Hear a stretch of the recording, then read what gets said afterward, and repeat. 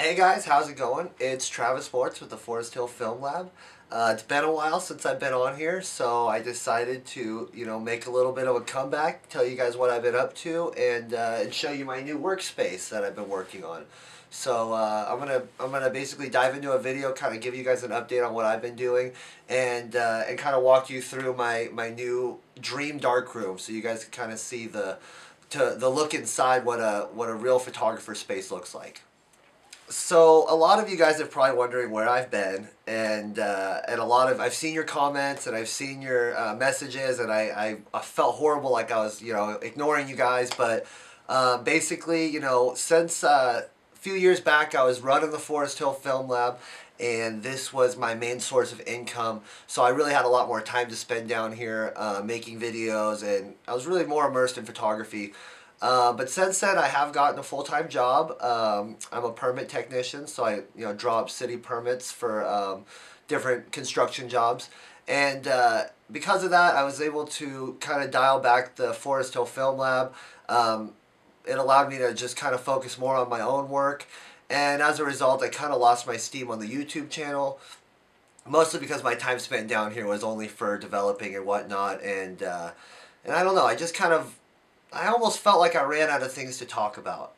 When I started this channel, what I really wanted to do was to introduce some, basic fundamental photography stuff, teach how to read light, just the real basics. And once I kind of felt like I covered those videos, those lessons that I wanted to teach, I kind of got lost and I didn't really know what to put out there. So this is kind of my attempt at making a comeback, if you will. And I've always said this in the past, so who knows how serious I am until I actually do it.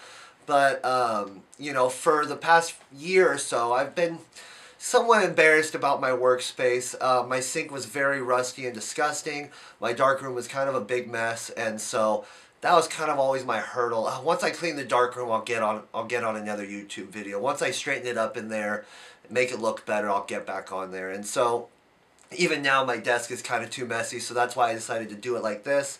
And above all, I decided to kind of put some more energy back into my lab and put a little bit more money into it and kind of make it the dream workspace that I've always wanted. So just a couple weeks ago, I picked up this sink. This is an old RK darkroom sink that some lady had in her house for the past 30 years down in Sacramento. So I went and picked up this sink for like just under $600 and brought it home, and that kind of was like the boost I needed to get back in my darkroom, start cleaning up the place, get everything going, and finally have a workspace that I can print in. And it's kind of like the one missing piece that I've had to my puzzle, is that I had a huge sink, but my processors were in it, and it was so rusted that printing in it was just terrible. And so I didn't really have the ultimate darkroom, but now I really feel like I do.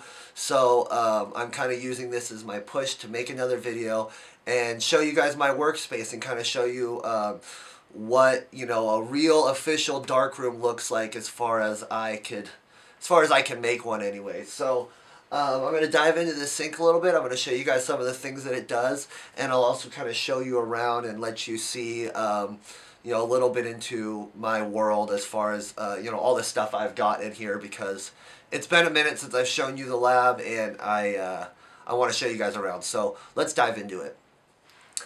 So I found this darkroom sink. It was actually on Craigslist. It was in I go on Craigslist every month or so, and I type in darkroom just to kind of see what comes up, see what there is out there that I don't have yet.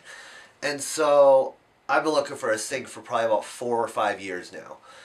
I just haven't found one. So I searched darkroom, and I found like a yard sale that someone was having, and they said full darkroom for sale, and they had pictures of this sink. And it was like, I was searching on a Monday. This yard sale was for the weekend before that, so sale's over. And there's no contact info because it was just a yard sale. So I ended up looking up the address of the yard sale, trying to find a phone number to call someone about this sink, and to no avail. So anyway, about a month later, I do the same thing, and here it is in the Craigslist, full darkroom. She wanted like $3,500 for everything, which I thought was pretty crazy. But I had to message her and say, what about just for the sink? I just want the sink. And she said $600. So I'm like, okay, I need that. I need that sink. So I didn't know really anything about it, but I was all in. I'm like, let's do it. And so I started selling cameras and trying to pull up some money to pay for this damn thing. So once I got there, she said, here's some stuff I have. And so this was an RK price guide from 1990. And I was born in 1989, so that's kind of cool. But and in here, it has it circled which sink is the one that she bought. And this sink here, it says Series SP with standard backsplash, 3 feet deep and 9 feet long. That's what this is. This was $2,100 back in 1990. So, you know, just to kind of put it into perspective, the magnitude of this sink, this is a no-joke sink. And that was just for the metal basin. She also had this cabinet underneath it that her grandfather built. Crazy, crazy. So, anyways, I've been to a school with a dark room, and we had a big old sink just like this, but no one really ever told me about it. We just would turn the water on and whatever. So, when I put this in, I knew that I needed to have hot water, no matter what. No matter what, I had to have hot water, and I didn't have hot water down here before. I just had cold. I would use my Jobo to heat stuff up, and then it was a crapshoot for black and white. I'd have to get hot water from the house and bring it down. So first things I did is I looked at a hot water heater. And so I found this unit here, which is an inline hot water heater. You send cold water through it. It gives you hot water out. When you turn it on, see, it'll turn on, and it'll start heating my water up. And after it is on for a little bit, it'll get up to about 100 degrees. So that was like the first improvement of the dark room.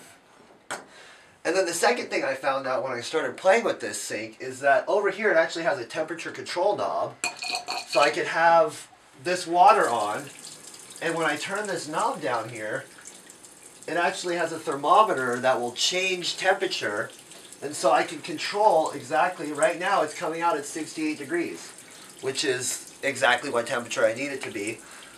So we got a faucet here that's controlled by this temperature knob. We got a faucet here as well, which is controlled by that temperature knob. And then this is my favorite thing, which I never even knew this existed in a darkroom sink. But at the end there, there's this little spout, and it's called the flush. And if you turn this knob, it actually sprays water across the basin of the sink, so I could get all those nasty chemicals out of there and have a nice water flow from the far back corner of the sink. So, you know, that's just amazing. I've been turning it on endlessly just to see it work. So that's been pretty exciting. Up here, I've got this little pull-out spray hose for cleaning out trays. And then right now, this thing attached on here is actually made for Jobo tanks.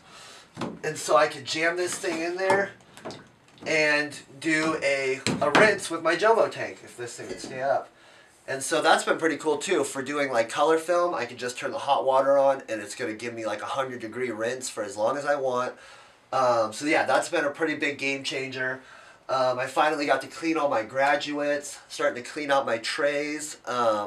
I printed for the first time last night, or maybe it was 2 nights ago.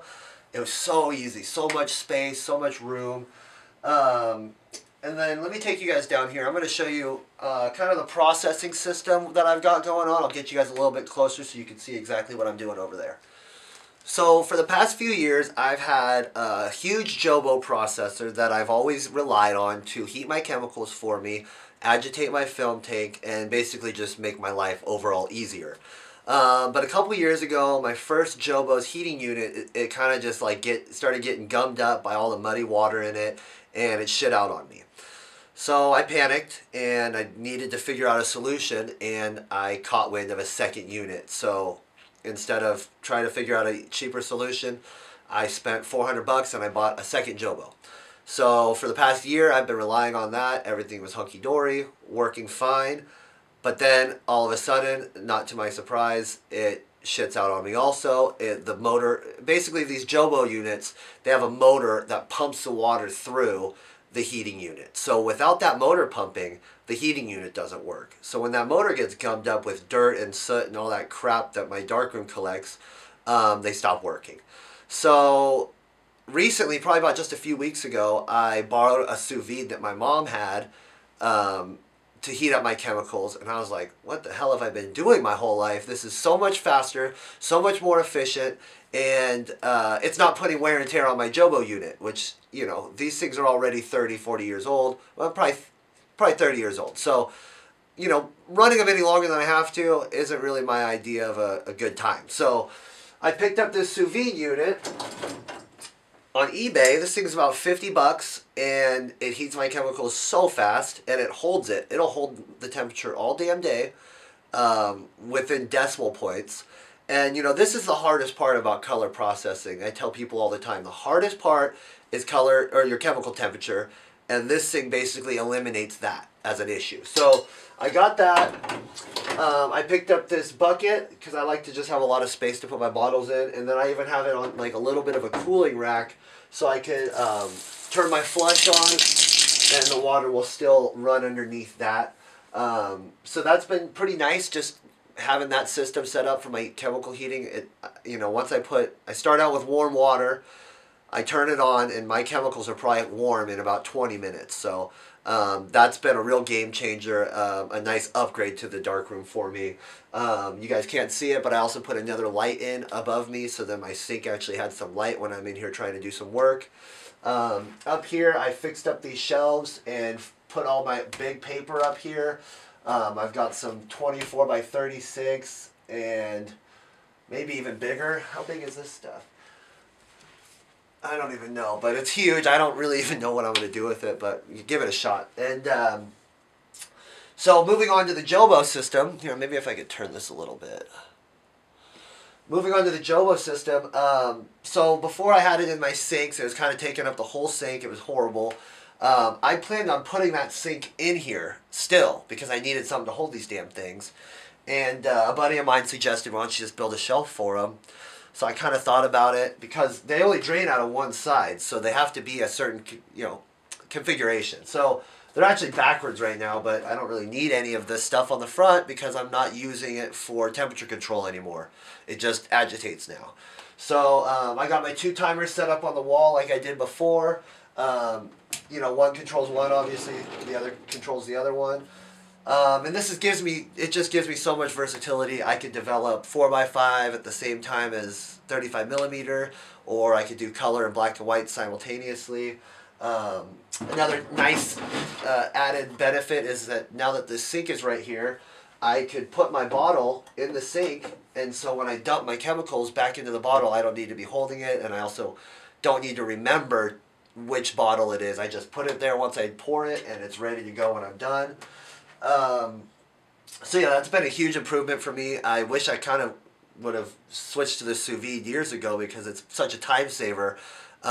This damn Jobo unit would have just cold water in it, and for me to dump all that, I had no warm water to put in. So this poor unit was heating up 30 or 40 degree water for hours and hours and hours trying to get it to 105 degrees. So my system is, you know, getting slowly more and more refined.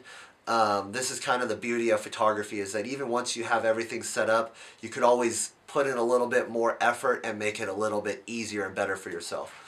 I'm going to point you over this direction, and we could talk about the enlarger. So this is actually the oldest enlarger I have.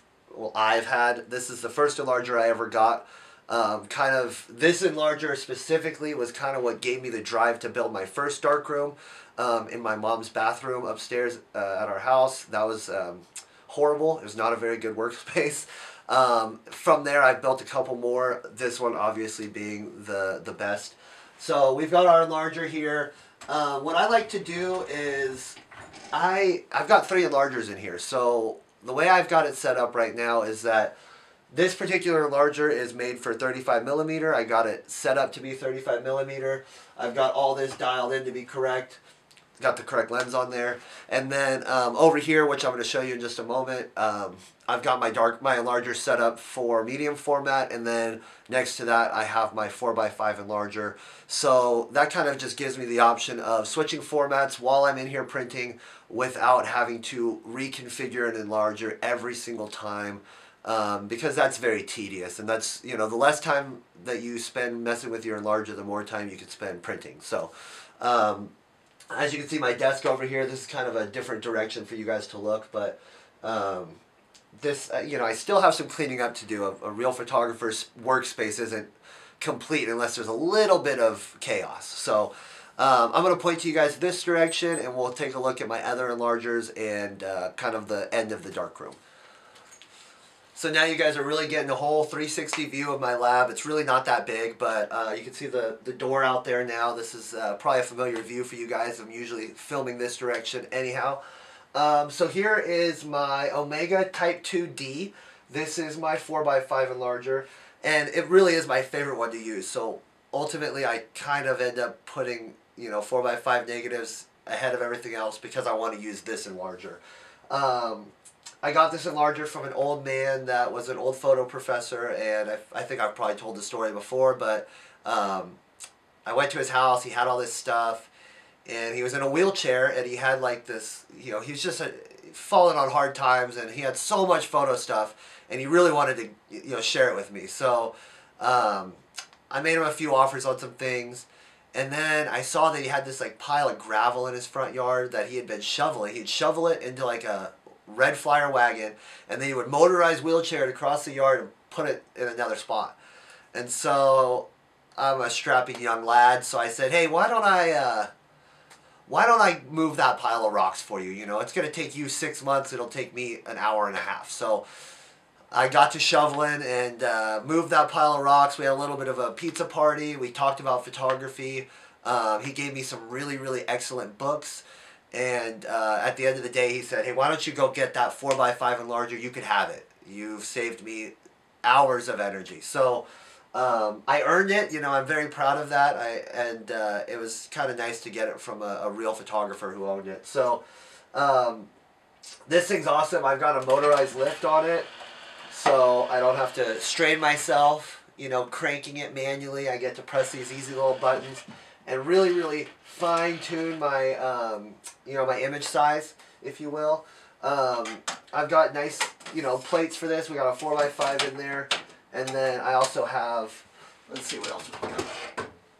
I've got 35mm for it. I have 6x9, which is fun because I have some 6x9 negatives. And then, of course, 6x6. I just realized I actually need a 645 holder for this thing. So if anyone's got one, if they're not using, let me know. Anyways, so that is my 4x5 enlarger, my baby. We got a nice adjustable easel down here. That's a game changer. That's something you gotta have. And then over here, I've got my bestseller. This is a 23C2. It's actually a bestseller XL. So this particular enlarger actually rises up higher than my other one. And so it'll make larger images. It's more suited for medium format work and things like that.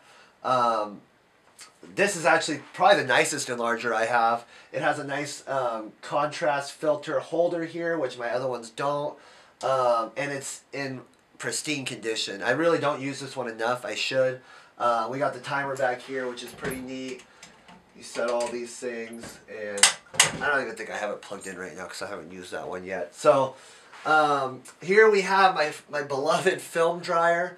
This is another one of those finds that I searched Craigslist endlessly for. I found it a state away and made a road trip to go get it. It is wonderful having a film dryer. It gives me a nice safe space to put all my stuff to dry without it getting covered in dust because I am working in a shed. So that's pretty much this whole section. You guys have seen just about everything. I guess I'll just wrap up the video and see if you guys can maybe give me some ideas for next time. So, you know, now that you guys have seen my workspace and I've given you a little bit of an update on what I've been doing, I do appreciate you guys watching and following. I feel, like I said, I feel guilty for not being a little bit more present on here. like I said at the beginning of the video, I have had some trouble thinking of ideas. For me, when I started my YouTube channel, I kind of looked at it like it was just like it was a photo project. I wanted to go out and get it, and then once I kind of did it and felt like I had done enough, I felt like I was done with it, like it was a completed project. And so I mean, honestly, I felt pretty good hanging it up. But over the past year or so, I have gotten a lot of messages. I've gotten a lot of people asking me to come back, and it excites me, and it makes me feel really good. So I want to kind of honor you guys and try to put a little bit more effort into my channel since I have put a lot of effort in so far. So it would kind of be a waste to just hang it up. So basically, what I'm saying is that if you guys have any ideas or any things that you really would love to hear a video about, comment below. Tell me what you're thinking, because I kind of got into a rut there where I just started sharing personal opinions a little too much, and I really, really, really want this to be about photography. Like I want you guys to come to my channel when you want to learn something, because you know that I'll teach you. So comment below anything that you've been wanting to learn, or anything that you might want me to go more in depth about. As you guys know, I'll talk for 30 minutes about any subject. So anyways, I appreciate you guys for watching. Thank you so much, and until next time, keep on shooting.